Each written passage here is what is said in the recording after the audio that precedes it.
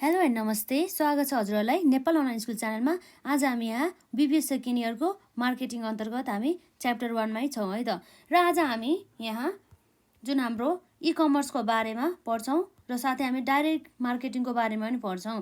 र हामीले यसभन्दा अघिका क्लासेसहरूमा धेरै कुराहरू कभर गरिसक्यौँ र आज चाहिँ हामी यस क्लासमा इ कमर्स मार्केटिङको बारेमा पढ्छौँ। र इ कमर्स भन्ने बित्तिकै के हो भन्दा जुन अहिले हाम्रो टेक्नोलोजीको बारेमा चाहिँ कुरा गर्ने गर्दछ। जस्तै यो मार्केटिङ त गर्ने तर के को थ्रुबाट भन्दा जुन हाम्रो टेक्निकल डिभाइसहरू जस्तै हाम्रो मोबाइल भयो, कम्प्युटरहरू भयो है, र साथै रेडियोहरूको थ्रुबाट अथवा प्रचार प्रसारहरू चाहिँ गरेर के गरिन्छ भन्दा मार्केटिङ चाहिँ गर्ने गरिन्छ। तर टेक्निकल्ली के यो भनेको एउटा के हो त भन्दा एउटा न्यू कन्सेप्ट हो जुन मार्केटिङ गर्ने। जुन इ कमर्स भन्ने बित्तिकै हामीले के बुझ्नुपर्छ भनेको भन्दा वस्तु तथा सेवाहरू हामीले बिक्री वितरण त गर्ने तर केबाट भन्दा इलेक्ट्रोनिकको थ्रुबाट भनेपछि हाम्रो के भयो त भन्दा विद्युतीय माध्यमद्वारा चाहिँ हामीले यसरी बिजनेस गर्नुलाई चाहिँ हामी के भन्छौँ त इ कमर्स मार्केटिङ भन्छौँ। जसलाई चाहिँ हामीले इन्टरनेट कन्सेप्ट अथवा इन्टरनेट कमर्स पनि भन्न सक्छौँ, जसमा चाहिँ हामीले मस्ट इन्टरनेट नै युज गर्न सक्छौँ, जसलाई चाहिँ हामी नेटवर्क भन्छौँ। विदाउट इन्टरनेट हामीले यसरी इ कमर्स गर्नको लागि चाहिँ हामीले सक्दैनौँ भन्ने कुरा भयो। र मैले चाहिँ यहाँ जुन हजुरहरूलाई एक्जाममा आवश्यक पर्ने इम्पोर्टेन्ट पोइन्टहरू लेखिदिएको छु, यो कुराहरू चाहिँ यति कुराहरू चाहिँ एक्जाममा नछुटाइकन लेख्नु होला है त यसमा। र हाम्रो इ कमर्स भन्ने बित्तिकै के रहेछ भन्दा e commerce refers to the buying and the selling something through the electronic means भन्ने कुरा भयो। र जसलाई हामीले इन्टरनेट कमर्स पनि भन्न सकिन्छ। कमर्स भनेको त हाम्रो एउटा ट्रेड, जसमा चाहिँ के हुन्छ त भन्दा वस्तु तथा सेवाहरू चाहिँ एक्सचेन्ज हुने गरिन्छ अथवा ट्रेड हुने गरिन्छ भन्ने कुरा भयो। र यो इ कमर्स मार्केटिङमा के हुन्छ त भन्दा जुन विक्रेता र सेलरहरू, विक्रेता र हाम्रो क्रेताहरू हुन्छन्, क्रेता र विक्रेताहरू बिच चाहिँ सम्बन्ध त क्रिएट गर्छ, उनीहरू बिच एक आपसमा त सम्बन्धित त हुन्छ, तर कसरी लिङ्क हुन्छ भन्दा इलेक्ट्रोनिकल्ली विद्युतीय माध्यमद्वारा चाहिँ उनीहरू चाहिँ एक अर्काप्रति चाहिँ लिङ्क हुने गर्दछ। र हामीले इन्टरनेट मार्केटिङ गर्नको लागि चाहिँ कम्प्युटरहरू भयो र कम्युनिकेसनहरू भयो र कम्युनिकेसन डिभाइसेसहरू र इलेक्ट्रोनिक मिडियाहरूको द्वारा चाहिँ हामीले इन्टरनेट मार्केटिङ गर्न सक्छौँ। यदि हाम्रो यस्तो ठाउँ जहाँ चाहिँ कुनै पनि कम्युनिकेसन छैन अर्थात् सञ्चार नै छैन र जसमा चाहिँ कुनै पनि इलेक्ट्रोनिक मिडियाहरू नै छैन र इन्टरनेटको सुविधा नै छैन भनेदेखि त्यस्तो ठाउँमा चाहिँ यो इ कमर्स मार्केटिङ गर्न चाहिँ एकदमै गाह्रो हुने गर्दछ। र अब हामी हेरौँ यो इ कमर्स मार्केटिङको डेफिनेसन है त। कहिलेकाहीँ चाहिँ अब हामीलाई 2 मार्क्समा पनि इ कमर्स मार्केटिङको बारेमा भन यसलाई डिफाइन गर भनिरहेको हुन्छ है त।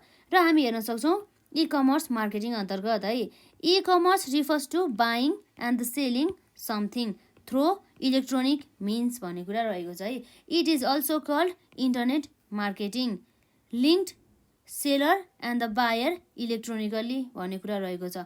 For the internet marketing computer communication devices and electronic media is required भन्ने कुरा रहेको छ। यो भयो कि इ कमर्स मार्केटिङ। र यसपछि हामी हेर्न सक्छौँ features of the e commerce marketing. E commerce मार्केटिङको चाहिँ यसको विशेषता अन्तर्गत के हुन सकिन्छ त अब हामी यहाँ हेरौँ, जसमा हाम्रो इन्डिभिजुअल कम्युनिकेसन भनेपछि जुन हाम्रो व्यवसाय जुन हाम्रो म्यानुफ्याक्चर हुन्छ अथवा सेलर हुन्छ नि हो, त्यो र जुन हाम्रो कस्टमर किन्नेवाला हुन्छन् उनीहरू बिच एउटा डाइरेक्ट कम्युनिकेसन चाहिँ हुन जान्छ भन्ने कुरा चाहिँ यो हाम्रो इन्डिभिजुअल कम्युनिकेसनले चाहिँ गर्ने गर्दछ। यसमा चाहिँ इन्डिभिजुअल इन्टरेक्सन हुन्छ नि, व्यक्ति बिच चाहिँ एउटा इन्टरेक्सन चाहिँ यसले क्रिएट गर्ने गर्दछ। इन्डिभिजुअल इन्टरेक्सन भनिन्छ जसलाई इन्डिभिजुअल इन्टरेक्सन। र अर्को हाम्रो यहाँ के हुन्छ भन्दा यसरी हामीले डाइरेक्ट म्यानुफ्याक्चर र अथवा सेलर र कस्टमरहरू बिच डाइरेक्ट कम्युनिकेसन हुन जाँदाखेरि जुन हाम्रो मध्यस्थकर्ता भनिन्छ, जसलाई जुन हाम्रो मिडल म्यानहरू पर्छ, जसमा हाम्रो होलसेलर रिटेलरहरू है, उनीहरूको चाहिँ के हुन्छ त आवश्यकता चाहिँ पर्दैन भन्ने कुरा रहेको छ। र यसरी हाम्रो जुन कुरा चाहिँ हाम्रो नो मिडल म्यान भन्ने कुराले चाहिँ भनेको छ। जस्तै मिडल म्यानहरू चाहिँ इ कमर्समा चाहिँ युज हुने गर्दैन, जसमा चाहिँ डाइरेक्ट मार्केटिङ चाहिँ हुने गर्दछ। र यो जुन वस्तु तथा सेवाहरू उत्पादन गर्ने र बिक्री गर्ने कम्पनी र कस्टमरहरू बिच चाहिँ कस्तो हुन्छ त, डाइरेक्ट सम्बन्ध चाहिँ अथवा डाइरेक्ट कन्ट्याक्ट चाहिँ क्रिएट हुन जान्छ भन्ने कुरा चाहिँ रह्यो। र यो केबाट हुन्छ भन्दा यो चाहिँ एकदमै यसरी डाइरेक्ट कम्युनिकेसन हुँदाखेरि थोरै कस्ट लाग्ने हुन्छ। त्यसै कारणले गर्दाखेरि चाहिँ यसलाई चाहिँ हामीले कस्ट इफेक्टिभ पनि भन्न सक्छौँ है त। यो भयो। र यसपछि अर्को हाम्रो आउँछ डाटा डिपोजिटरीको। डाटा डिपोजिटरी भन्नुपछि के हुन्छ भन्दाखेरि जुन यो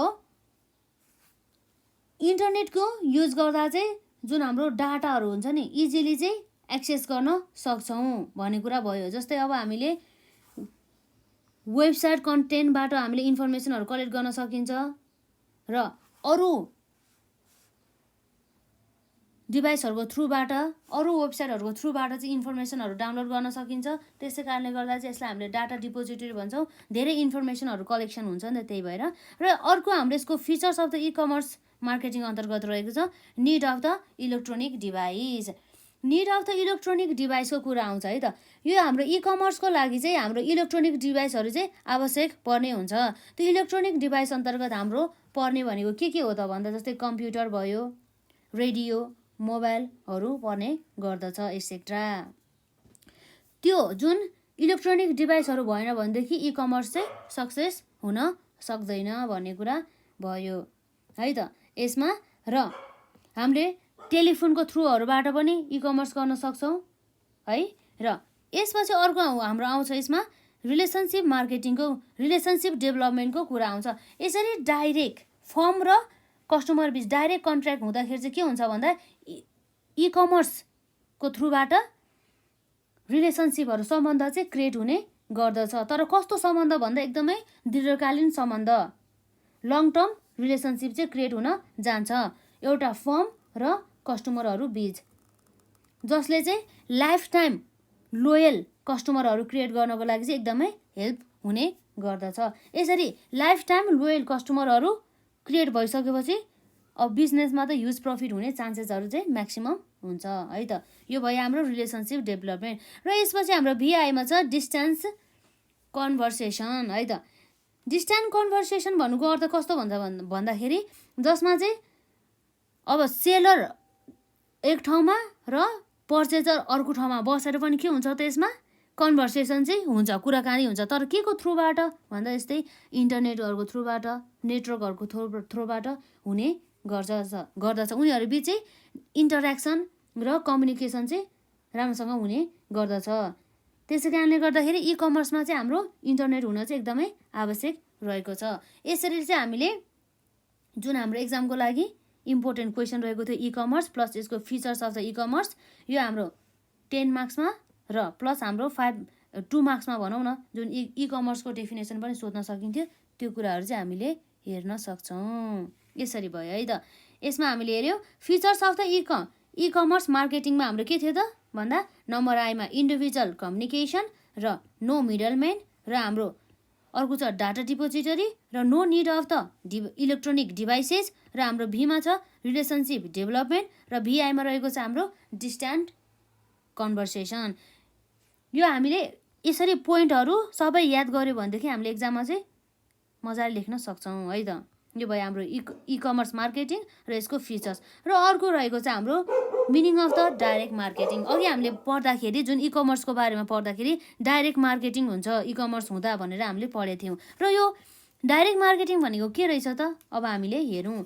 डाइरेक्ट मार्केटिङ भनेपछि यस्तो रहेछ जसमा चाहिँ प्रत्यक्ष रूपमा चाहिँ पर्चेज र सेलिङ गर्ने कामहरू अथवा exchange of the goods and the services हुने गर्दछ, जसमा चाहिँ कुनै पनि मध्यस्थकर्ताहरू अर्थात् मिडलम्यानहरू चाहिँ समावेश भएको हुँदैन। मिडलम्यानहरू अन्तर्गत हाम्रो के पर्छ भन्दा त्यसमा जस्तै होलसेलरहरू भयो, रिटेलरहरू भयो, उनीहरूको चाहिँ भूमिका हुने गर्दैन यो डाइरेक्ट मार्केटिङमा।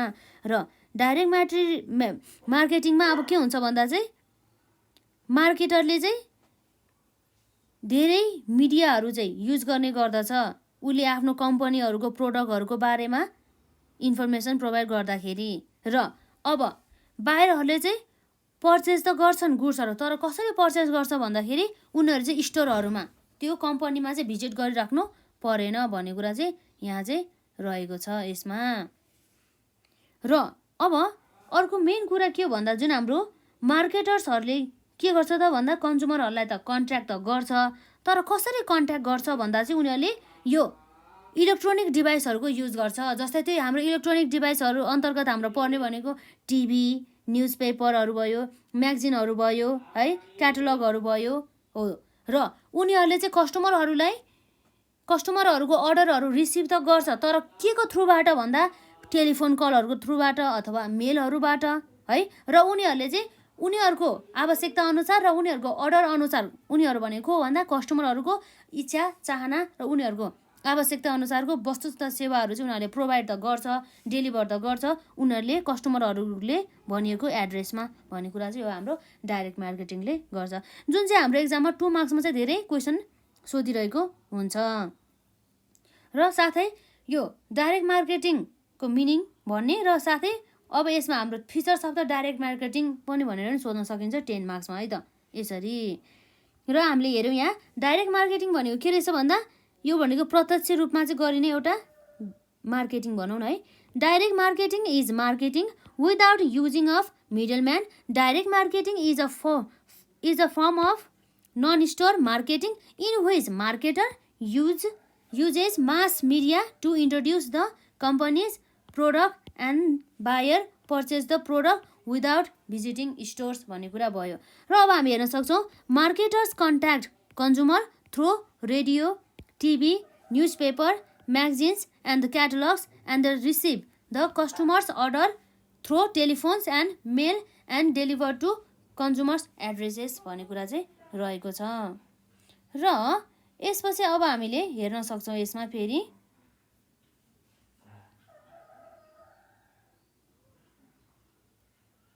अब यसपछि हामीले के हेर्न सक्छौँ भन्दा फिचर्स अफ द डाइरेक्ट मार्केटिङको चाहिँ कुरा आउँछ। Features of the direct marketing भन्ने बित्तिकै अब हाम्रो के हो त भन्दा डाइरेक्ट मार्केटिङ हुन्छ नि हो त्यसको चाहिँ विशेषताहरू। अब अघि नै हामीले धेरै कुरा गरिसक्यो यो फिचर्स अफ द डाइरेक्ट मार्केटिङमा जुन चाहिँ के हुन्छ भन्दा चाहिँ कस्टमर ओरिएन्टेड हुन्छ, जसले चाहिँ कस्टमरहरूलाई चाहिँ फोकस गर्ने गरिन्छ कस्टमरहरूलाई यसमा है।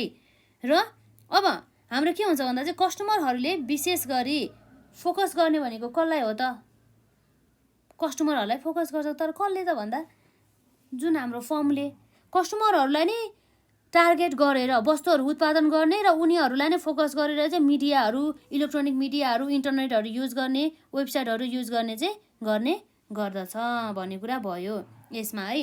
र अर्को कुरा के भन्दा यो डाइरेक्ट मार्केटिङमा त अघि भनेको जस्तै यसमा को युज हुँदैन भन्दा हाम्रो यहाँ मिडलम्यान चाहिँ हुने गर्दैन भन्ने कुरा चाहिँ रह्यो। मिडलम्यान के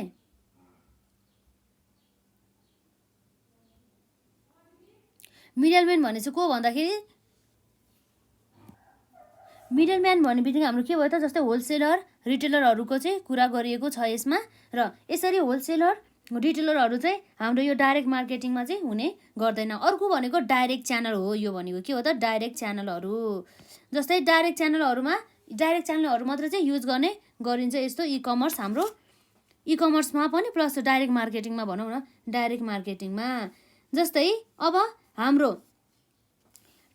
टेलिमार्केटिङहरू भयो, डाइरेक्ट मेल गर्नेदेखि लिएर क्याटलगहरूको युज गर्ने चाहिँ हाम्रो यो डाइरेक्ट च्यानल अन्तर्गत चाहिँ पर्ने गर्दछ।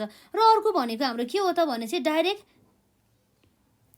च्यानलपछि हाम्रो रहेको छ डाइरेक्ट इन्टरेक्सन। अब के हुन्छ भन्दा यसरी टेलिफोनहरूको द्वारा यसरी डाइरेक्ट कुरा गर्दाखेरि के हुन्छ भन्दाखेरि डाइरेक्ट इन्टरेक्सन प्रत्यक्ष रूपमा चाहिँ उनीहरू बिच कुराकानीहरू हुन जान्छ कस्टमर र म्यानुफ्याक्चरहरू बिच। यसरी डाइरेक्ट इन्टरेक्सन हुँदाखेरि के हुन जान्छ भन्दाखेरि उनीहरू बिच चाहिँ अब के हुने भयो त भन्दा लङ टर्म रिलेसनसिप चाहिँ क्रिएट हुने भयो, जसको कारणले गर्दा चाहिँ लोयल कस्टमरहरू चाहिँ क्रिएट हुने गर्दछ। र यसपछि अर्को फिचर्स अन्तर्गत रहेको छ हाम्रो डाइरेक्ट मार्केटिङमा कस्टमाइज म्यासेज भन्ने कुरा भयो है त। जस्तै जुन प्रोमोसनल म्यासेज भन्ने बित्तिकै के भयो भन्दा जसले चाहिँ विज्ञापन गर्ने के promotional message is customise and the personalise to the persuade customer भन्ने कुरा रहेको छ र कस्टमरहरूलाई चाहिँ आकर्षित गर्ने र उनीहरूलाई चाहिँ प्रेरित गर्ने प्रकारको चाहिँ के गर्ने छ सूचनाहरू मेसेजहरू इन्फर्मेसनहरू चाहिँ प्रोभाइड गर्ने गर्दछ भन्ने कुरा रह्यो। यसरी चाहिँ हाम्रो 5वटा फिचर्स अर्थात् विशेषता हामीले देख्न सक्छौँ यो डाइरेक्ट मार्केटिङको। हाम्रो features of the direct marketing अन्तर्गत रहेको छ नम्बर आईमा कस्टमर ओरिएन्टेड र नम्बर 2मा नो मिडल म्यान र नम्बर 3मा हाम्रो डाइरेक्ट च्यानल र हाम्रो नम्बर 4मा रहेको छ डाइरेक्ट इन्टरेक्सन र नम्बर 5मा रहेको छ कस्टमाइज मेसेज। यसरी चाहिँ हामीले यो features of the direct marketing हेऱ्यौँ र यसको डेफिनेसन भयो है त, जुन कुरा चाहिँ हामीलाई 10 मार्क्समा पनि यो दुईवटा मिलाएर सोध्न सकिन्छ र 2 मार्क्समा पनि हाम्रो डेफिनेसन अफ द यो डाइरेक्ट मार्केटिङ पनि हामीलाई सोध्न सकिन्छ। अथवा कहिलेकाहीँ अब features of the direct marketing हामीले जस्ट पोइन्ट मात्रै लेख्ने गरेर 2 मार्क्समा पनि सोध्न सकिन्छ नि। त्यसरी customer oriented, no middle man, direct channel, direct interaction, customize message भनेर चाहिँ हामीले लेख्न सक्छौँ है त। यी कुराहरू चाहिँ एकदमै इम्पोर्टेन्ट रहेको छ एक्जामको लागि है त। र आजलाई चाहिँ हामी यति गर्छौँ र नेक्स्ट पार्टमा हामी अरू पार्टहरूलाई कभर गर्छौँ जसमा चाहिँ हामीले प्रिन्सिपल अफ द हाम्रो मार्केटिङ छ नि मार्केटिङ कन्सेप्टको चाहिँ मेन फन्डामेन्टल प्रिन्सिपलहरूलाई कभर गर्छौँ र साथै हामीले अरू कुराहरू जुन यस पार्टसँग सम्बन्धित अरू कुराहरूलाई हामी कभर गर्छौँ है त। र हजुरहरूले यसभन्दा अगाडिका पार्टहरू हेर्नु भएको छैन भनेदेखि हेर्नु होला र आजलाई यति गरौँ है त। धन्यवाद।